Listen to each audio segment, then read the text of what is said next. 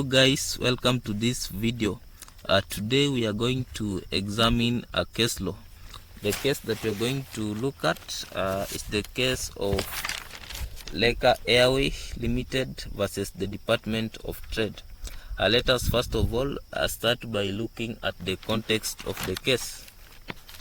This case involved Airway Limited, who is an air carrier and also a plaintiff in this case.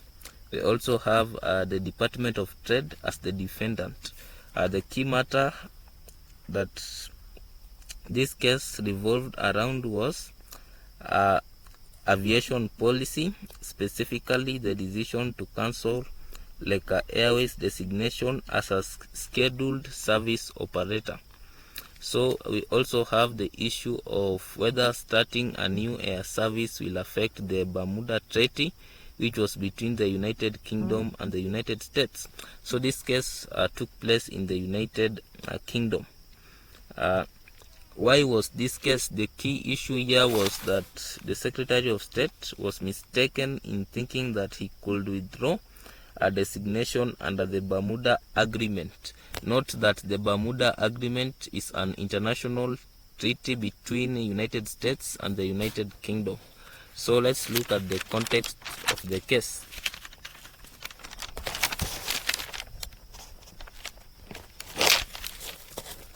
The plaintiff wishes to start a new air service across the Atlantic from inland to the United States.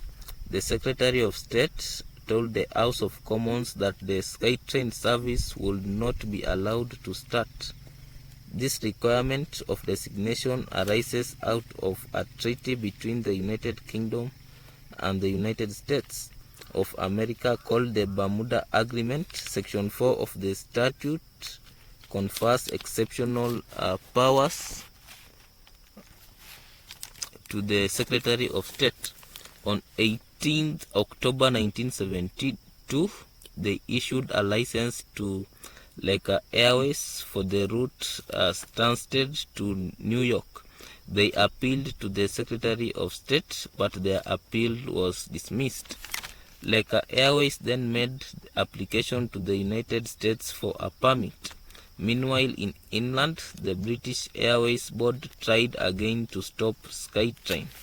They applied to revoke the license on 8th February 1975. They refused the application to revoke. 6 months later, the license was rendered useless by the minister's statement in the House of Commons. They got their permit back from the White House before it had been signed by the president. In response to the board's request, the White House has returned to the board's decision.